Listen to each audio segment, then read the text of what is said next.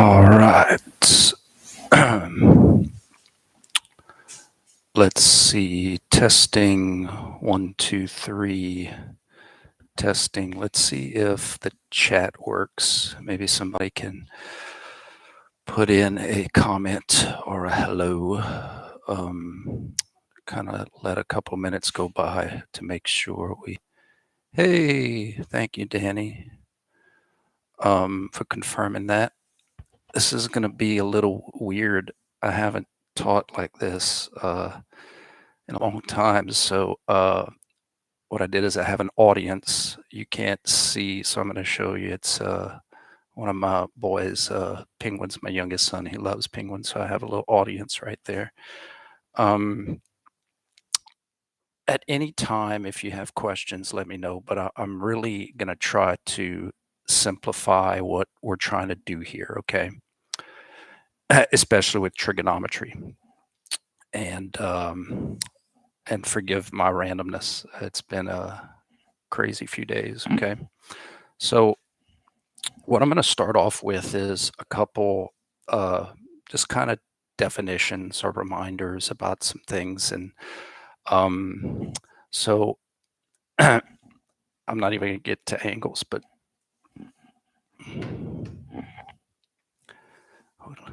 it's been one of those weeks. Okay, I have a couple things I'm going to try this way. Let's start it all over. Okay. Do you remember in 310, I taught you guys, emphasize a lot of illusions, how there are things that our brain thinks is happening, but it's not. And we went over a list of examples, right? It looks like it's moving, but it's not. It looks like it's not moving. It is just things that we just assume. And I teach you not to assume. Trigonometry is mathematics version of that. It's the mechanical part of illusions and assuming. And my job is to show you why and how that works. It's not just solving for X and Y, guys. It's not about that. It's about seeing the illusions with trigonometry so that we could apply it in our livelihoods and in our sports and our activities. We use angles all the time. Goniometry angles in sports. Low man wins, right? You want to get low angles of push off, and angles are just facets of life, okay, that we use all the time. So what I wanted to show you is an example of what I'm trying to get to. I have my little dry erase marker. Okay, now I'm ready to go to my prop for today. And what I did is I tried to make this a quadrant 1 example through and through, right? So here's my x-axis, here's my y-axis. This is quadrant 1. All of this is quadrant 1. And eventually when we go to quadrant 2, I'll just swap it over and put y and x, and we'll make it work, okay? But here's what I want to show you. To me, this sums up the illusion of trigonometry and our instinct of what should be reality. This ruler is 12 inches long, right? If I lay it down in the X, okay, from the horizon, that means all 12 inches is positive X. If I stand it up in the Y, that means all 12 inches is positive Y. I can handle this. 12 is positive X, 0 for Y, right? Because all of it is in the X, all of it is across. 12 in the up, 0 in the positive X. Our instinct is to say, well, if it's 12 at 0 and 12 at 90, our instinct is to say, well, if it's halfway, 45 degrees, halfway between 0 and 90, then it must be 6. And that's not it at all. That's not what happens. Halfway between 0 and 90, 45 degrees, it's actually about almost 8.5 inches in the X and in the Y. And if you say, well, that's weird, and I'm going to show you how it works, but if you say that's weird, remember what I told you, it's always longer to go around. The sum of the X and Y will always be greater than the resultant straight there. Or think of it like this, instead of a ruler and distance, let's say we were driving. We were driving northeast, and the ruler just represents the direction of our drive. So we start here, let's say Lafayette is here, and let's say someplace northeast. What's northeast of Lafayette? Let's say we're going to New Roads. There's a new interstate that goes straight to New Roads. What you have to think about is as we're traveling, as we're moving, as we're traveling distance, we're displacing in both X and Y at the same time. So it's almost like we're putting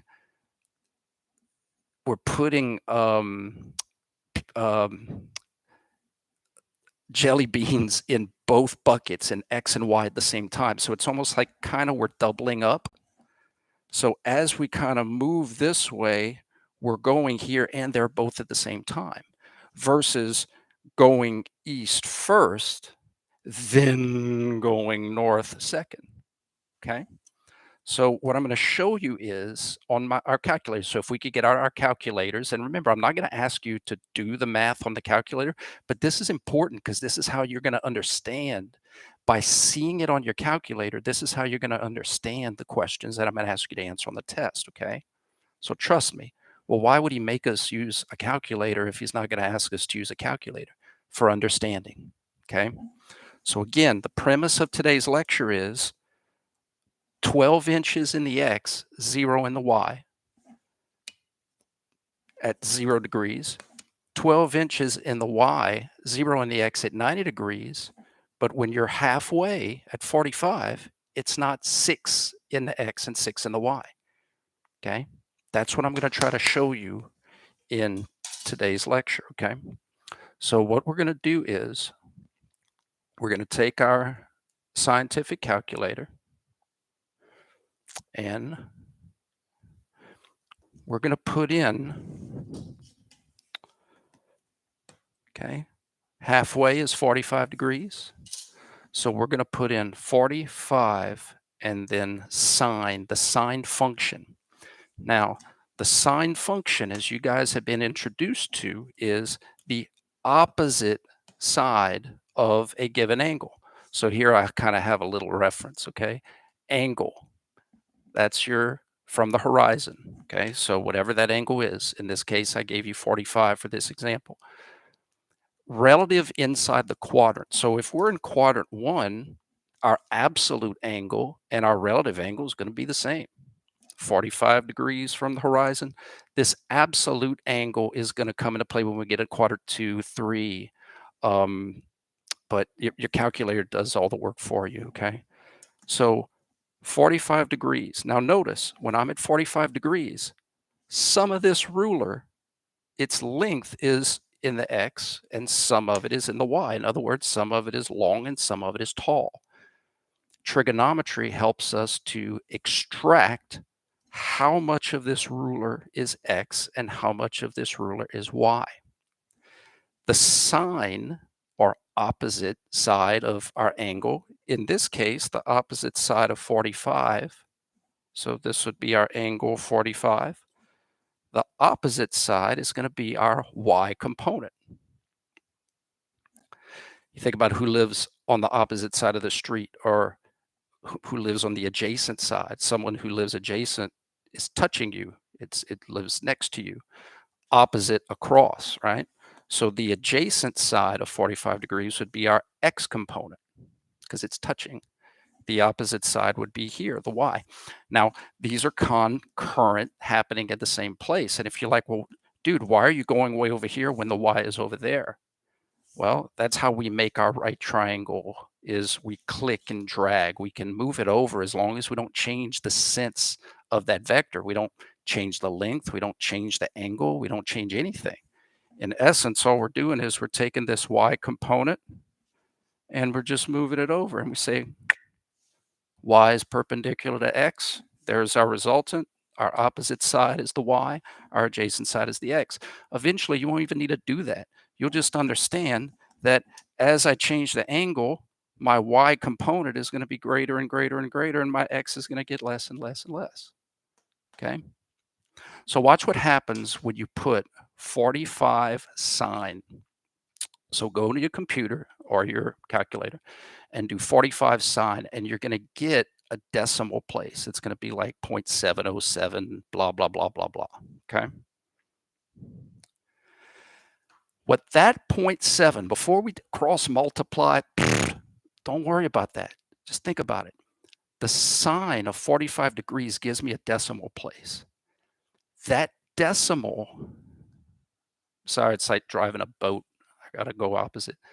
That decimal is just a percentage. It's a percentage of how much of this ruler's length is in that vector, is in that component. Think about it. So when I did 45 sine to find the opposite side, this decimal place is basically saying 70% of that ruler's length is in the y, is in the up, 70%. Not 45%, not 50%, 70, almost 71%, because that's trig. Let's do cosine. So let's find the x component of the ruler's length at 45. So I'm going to go 45 cosine. Same number, 70, almost 71%, which makes sense because at 45 degrees, the x and the y component should be the same. They should be the same, but they're not going to be half because a plus b does not equal c. A squared, b squared, c squared. It's curvilinear. It's not what our instinct thinks. Okay. So when you have like a 1, that's 100%. It's like if you were going to do the sine, or let's say we did 90 sine, you're going to get a 1 because that's basically saying 90, you're going to get 100%. 100% of that ruler is the up. Okay. So it's percentages. So when you do sine or cosine and you see a decimal, that's in essence them saying whatever your resultant is, in this case, it's 12 inches. It's how many miles, it's how much force, it's how much velocity. The decimal is the percent of that that's in the x or the y. And once you have the percent, that's when you cross multiply. In other words, all right, at 45 degrees, 71% of my length is y. Well, 71% of what? 12 inches. So you go to your calculator and you say, okay, I see what's going on. 0.71 times 12 inches. Ah, it's 8.5 inches in the y. And if we do the same with cosine, it's going to be 8.5 inches in the x. And you're like, well, wait, that doesn't make sense. It doesn't sound right. Exactly. It's not what our instincts say, but I keep saying the sum total of going around is always going to be greater than the straight across. X plus y will always be greater than your resultant. Okay. So let's do the exact same thing, except we're going to do it together all at once. 45 degrees. So my angle is 45 degrees from the horizon. The sine of 45 degrees is going to give me my y component, which I just clicked and dragged. So I'm going to go 45 sine. I'm going to get a percentage. That's how much of that ruler What percentage of that 12 inches is in the Y? So after I get that percentage, I'm just going to multiply by the 12 inches, and that's what's going to actually give me the amount of inches in the Y. My little Sharpie. So my Y component is 8.5 inches. Make sure to put that positive because I'm in positive land. I do the same thing for the X, 45 cosine, same percentage. Multiply that by 12 inches because a percent of what? 12 inches. Look, I get the same thing. X equals positive 8.5 inches. Okay. Now, here's what's cool. So that's an example of 45 degrees. What if, and this is common sense, what if the ruler was shallower than 45 degrees? Let me make this computer angle shallower. Wouldn't it make logical sense that if it's shallower than 45 degrees, let's say 40, 30, 20, doesn't matter, anything lower than 45, wouldn't it make sense that the X component is going to be greater than the Y, meaning that the length of this ruler is going to be more X than it is Y? It's going to be more long across than it is tall vertical. Make sense? Let's test out that theory. So let's say the ruler was at an angle of 40 degrees from the horizon. Our sine function is still the opposite side. In this case, that's our Y. So let's plug that into our computer. Let's go 40 sine. Where's my percentage? 64% of my ruler is now in the Y. 64% is now in the Y. So let's multiply that by 12 inches because it's 12 inches long. Ooh, now it's 7.7 inches. Let me get my eraser. Sorry, guys. It's in 3D. So if my angle became 40 degrees, yoink. It's really weird not having feedback. That penguin hasn't done anything yet. Okay. The Y component dropped to 7.71 inches. What do you think the X is going to do? The X should go up, right?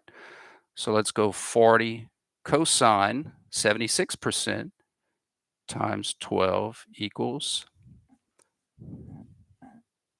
9.12, 9.192.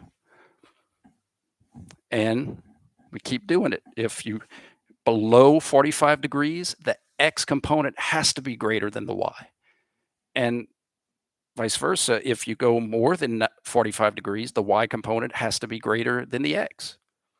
So it's a great way to check yourself. You know, if you accidentally sine when you should have cosine, it doesn't matter because it should be logical. If you're at 45 degrees, the X and Y should be the same.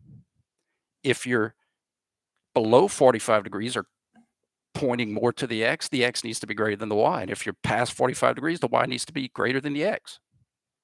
Okay.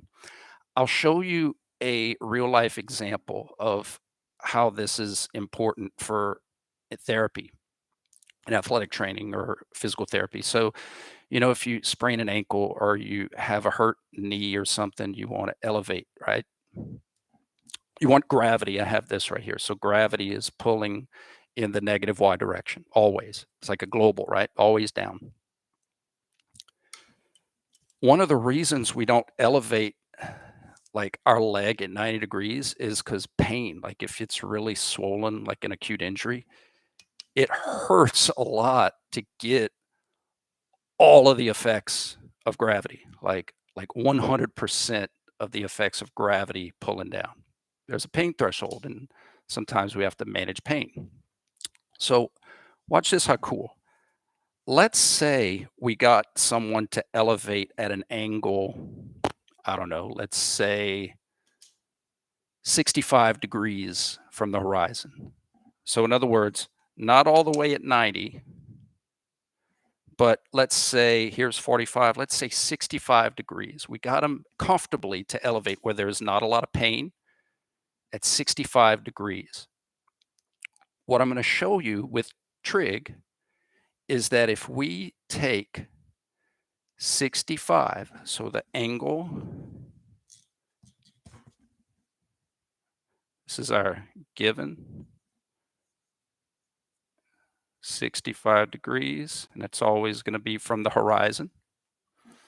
And what I want to show you is what is going to be our y component. In other words, at 65 degrees, how much effect of gravity will it have on our elevation?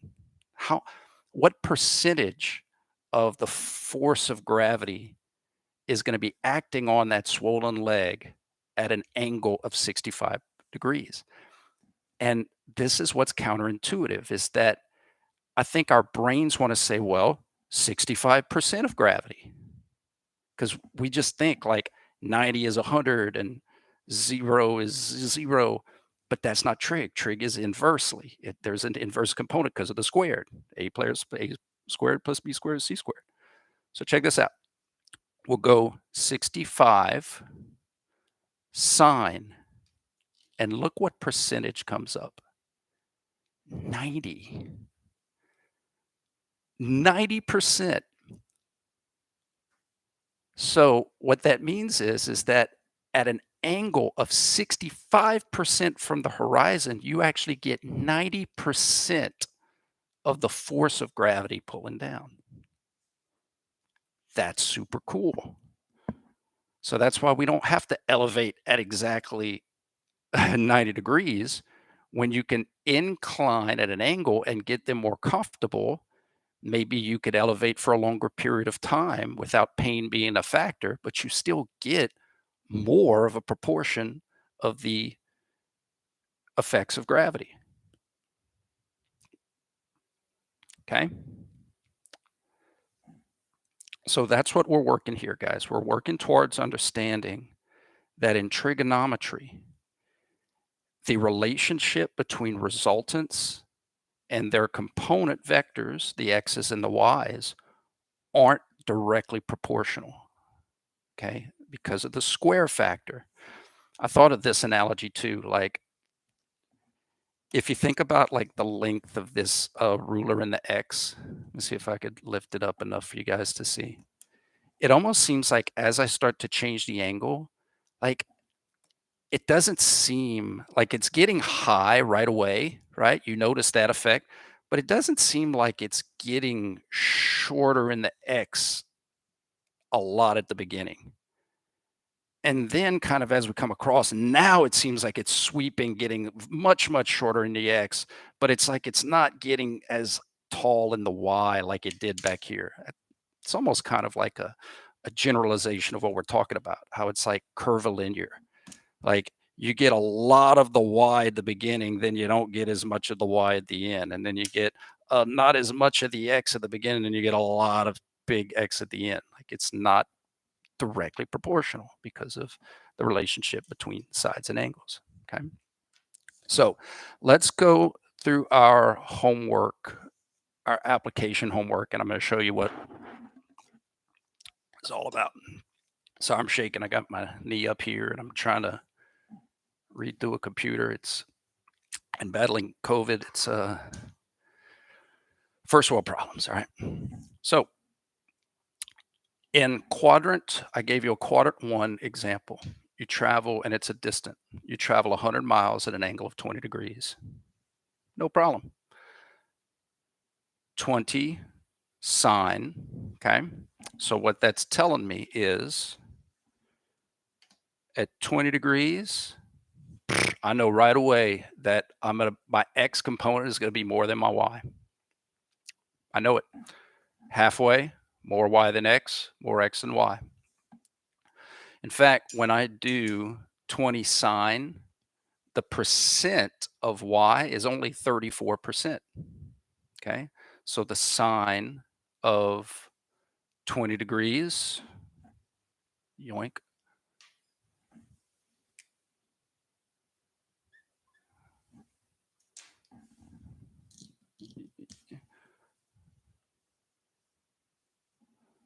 okay, the sine is going to be my y component, the cosine is going to be my x component. Without even using my calculator, I know because I'm in quadrant 1 that my y is going to be positive and my x is going to be positive. And because I'm shallower than 45, 20 degrees is below 45, I know that my x has to be greater than my y, the component. I don't even have to use the calculator for that, which is common sense. Okay. So sine of 20 degrees, 34%. So that's basically telling you that 34% of that 100 miles is going to be x. How far did you travel in the x? So 34% of means times 100 is 34 miles in the x. Yoink.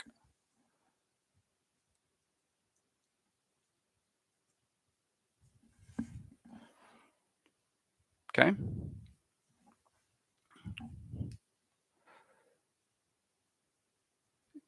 I don't want y'all to get confused.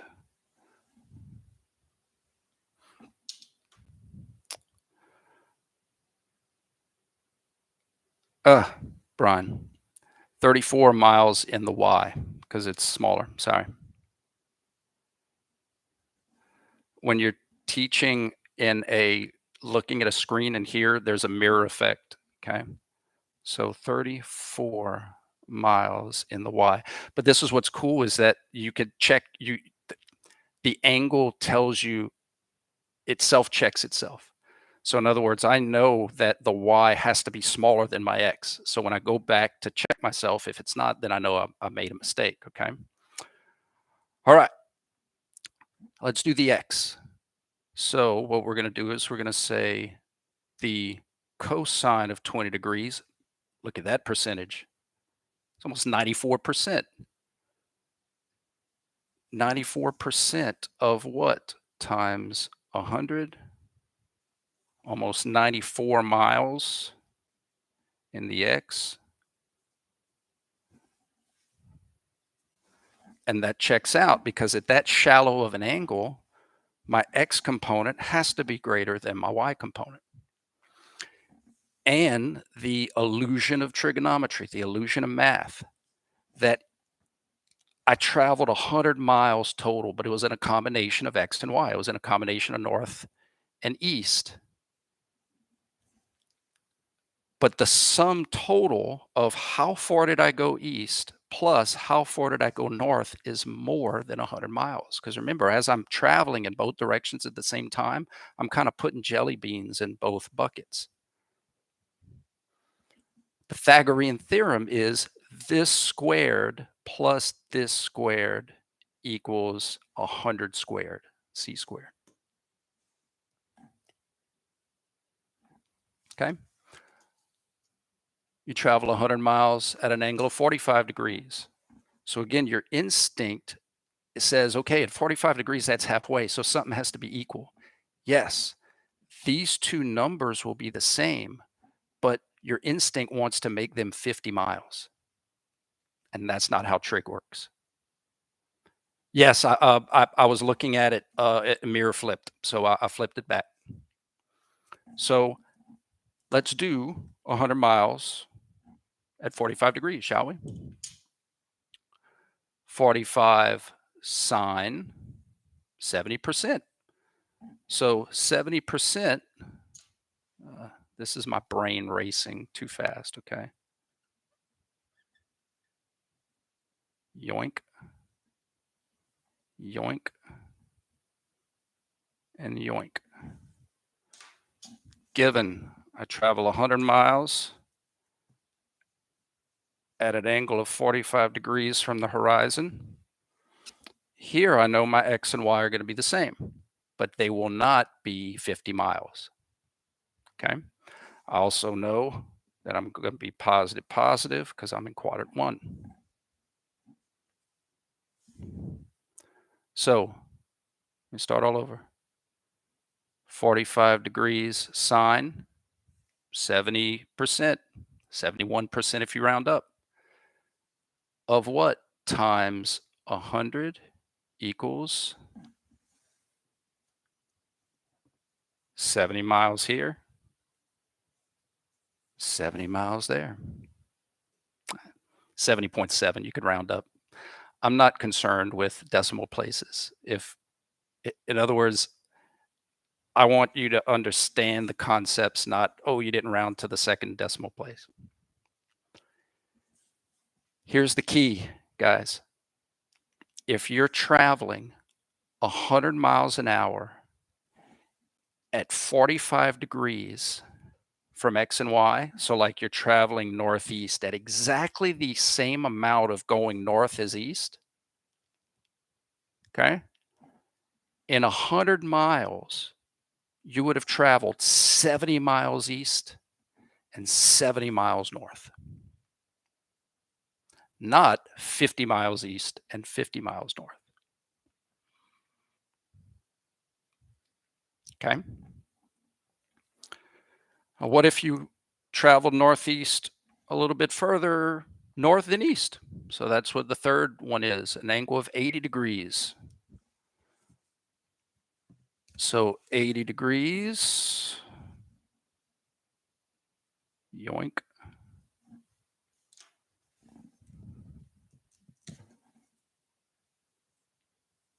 80 degrees. Well, my X and Y is still going to be positive, but now this is going to be different, right? Here, without even doing the calculations, the Y has to be greater than the X, right? If I'm traveling 80 degrees from the horizon, that's very vertical, right? So I know when I double check myself that the Y component has to be greater than the X component. So let's do it. Let's see what percentage of that 100 miles is in the Y at 80 degrees. So I'm going to go 80. Let me make sure that's the number on my paper. Yes.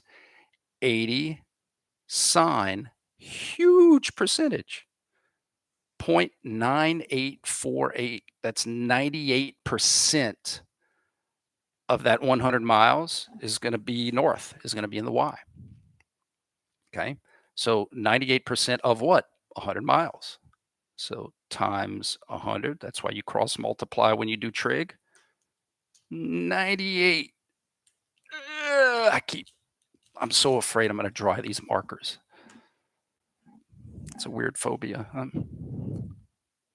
98 miles in the positive Y.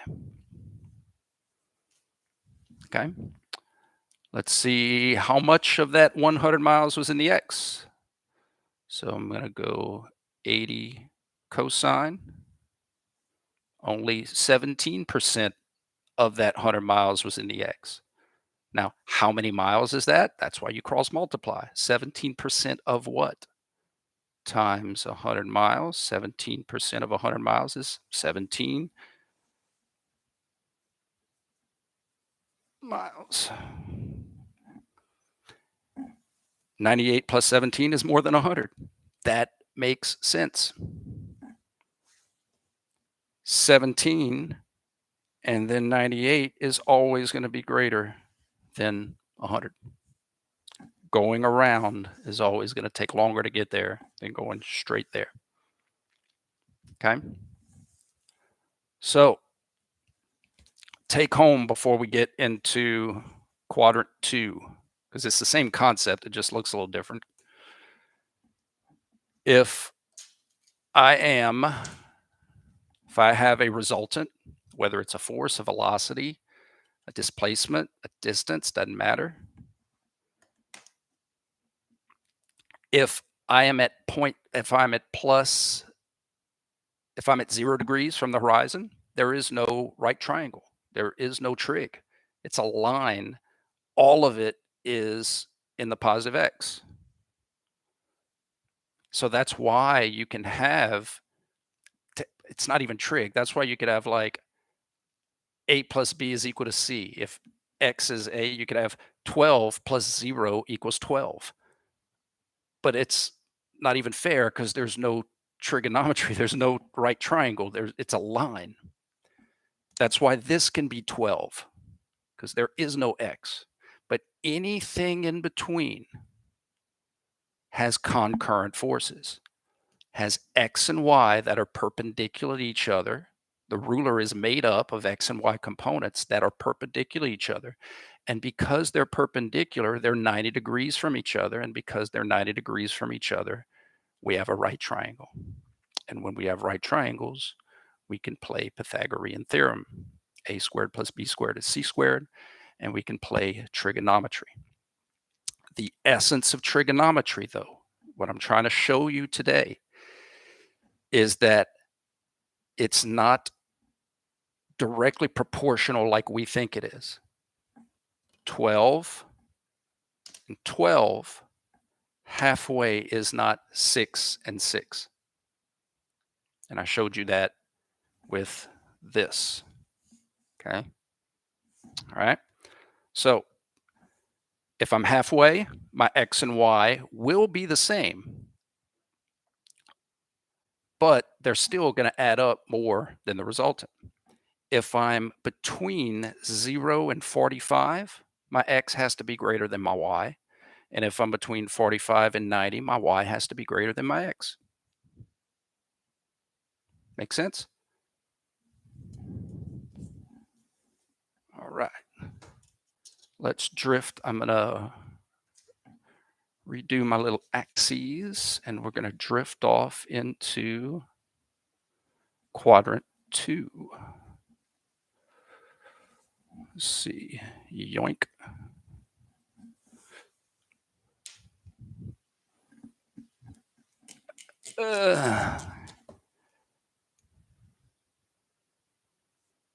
There's my y. Now in quadrant 2, x is going to be negative x, yoink, positive y. So this is what quadrant 2 is going to look like. Okay. This is a good example of the absolute and relative angles. Okay. Think of it as global and local references. We learned that in 310. So if I want to communicate to someone that I'm in quadrant 2, I can't use the same angles that I did in quadrant 1. I have to go past 90. I have to use an absolute angle between 90 and 180 to communicate that I'm in quadrant 2. Now, if I say, look on our quadrant 2 example, you throw a ball 50 miles an hour at an angle of 100 degrees. Well, 100 degrees isn't, it's an angle greater than 90. It's not a right, we can't do right angles with it, right? Because it's greater than 90. So what that does, though, is it tells us, okay, I'm at 100 degrees from the horizon, from like anatomical position, but I'm actually just 10 degrees past 90 or 10 degrees past positive y. Does that make sense? So now that I know I'm 10 degrees past 90, because that's what 100 is, it's 90 plus 10. Now that I'm in quadrant 2, now I can make that angle relative. Okay. I can make it relative inside the quadrant. So in other words, yoink.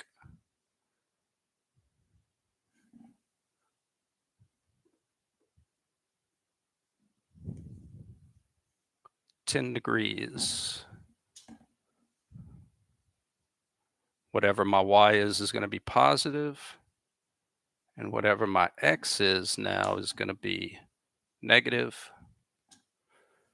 And I know that if I'm at 10 degrees, it's very steep, because halfway in quadrant 2 would make x and y the same, whatever that magnitude is. Past 45 degrees from 90, x is going to be greater. So that means whatever my resultant is, more of it is going to be in the y than the x. I'm only 10 degrees past 90. So I know my y has to be greater than my x, okay? So my angle, let's draw it out for you. 10 degrees past 90, okay? Now, my sine, the opposite side, is actually going to be my x component for this 10 degrees. And my cosine is going to be my y. Now, your calculator does this for you. I'm just trying to show you how it works so that it makes sense. So check this out. If I did 10 sine, okay, it's going to give me a very small percentage, 17%. That makes sense. Look, my x component is going to be small. But watch if you did this, clear it out, and do 100 sine, okay? If you did 100 sine, it would be, it's almost like the computer did the trig for you, but it gave you the y component. That may or may not make sense. It's okay. The point is that the computer is, your calculator is doing the relative trig for you. And you don't have to know how it does it, because if you do 100 sine and you get a huge percentage, you're like, oh, I see. The calculator is using this angle, not this angle, because it all comes out to the same thing. So in other words, as long as you know that the y component is going to be more than the x, it's going to work itself out. Whether or not you find the relative angle inside like I did, or you do the absolute angle through the calculator, you're still going to put the y component greater than the x component. Okay. So let's find that x. 10 sine, small percentage, great, times what? 50 miles an hour. So 17% of 50 miles an hour is, let's see, 10 sine times 50. Okay, so what that means is that if I throw a ball at an angle of 100 degrees from the horizon, means it's going to be going mostly up, right? It's going to drift a little bit, but it's going to go mostly up. What that's telling me is that only 8.6 miles an hour is going to be in the negative x. It's a small amount.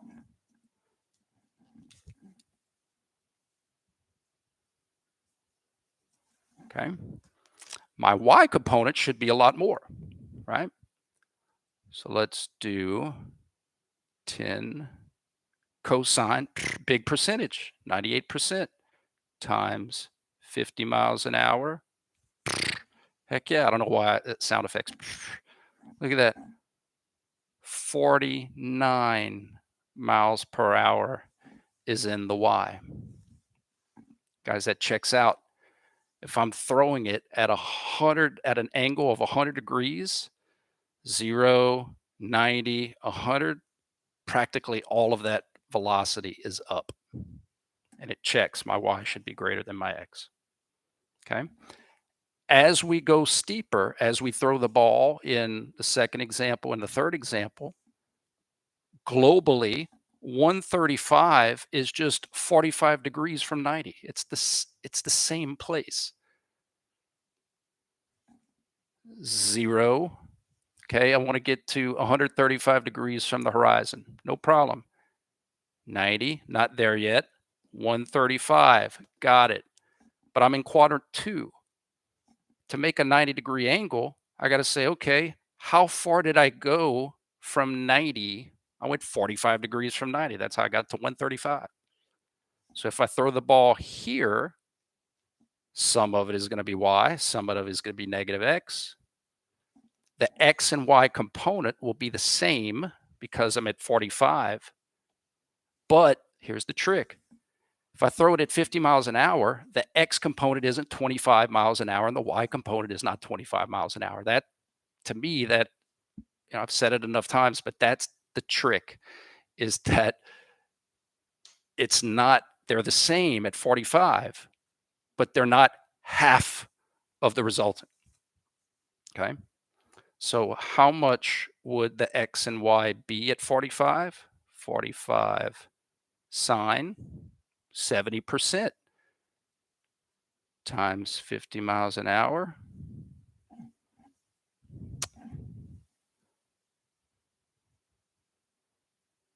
Yoink.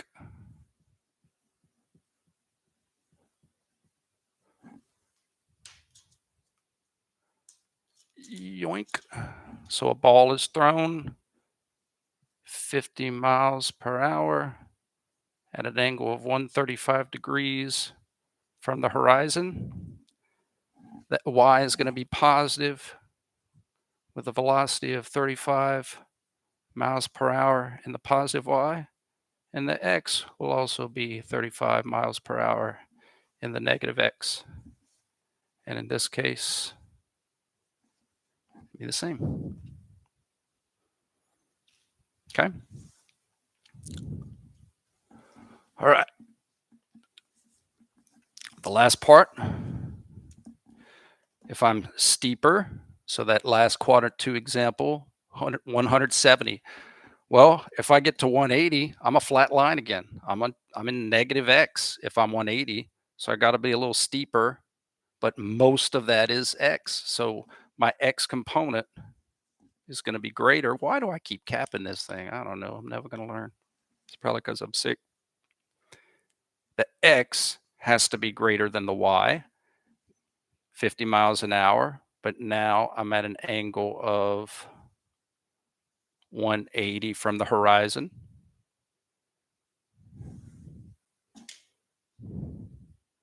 I know my y is going to be positive. I know my x is going to be negative. Let's see the percentage. Okay. Let's see. 170. So 10. Let's say you couldn't even figure out the triangle. That's fine. Like, wait, 10 degrees, the side, the opposite. Oh, that's so confusing. It's okay.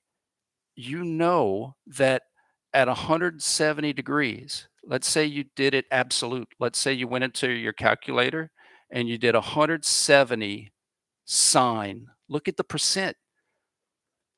170 sine. That's a small percentage.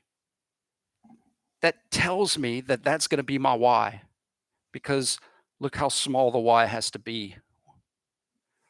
So if you did a global 170 from the horizon cosine, oh, that's a big percent. In fact, my calculator said negative. That's direction.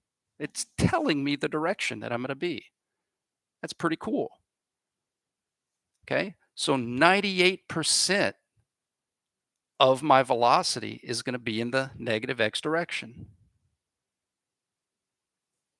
And there you go. 98% of 50 miles an hour, 49.2 miles per hour is going to be this way. So that would be like if I was throwing the ball like very flat across. Does that make sense?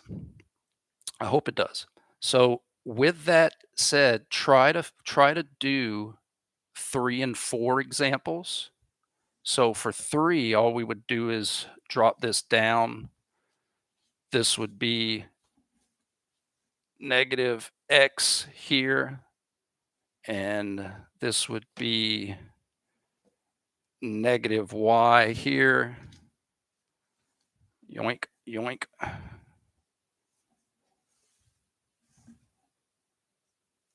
Right.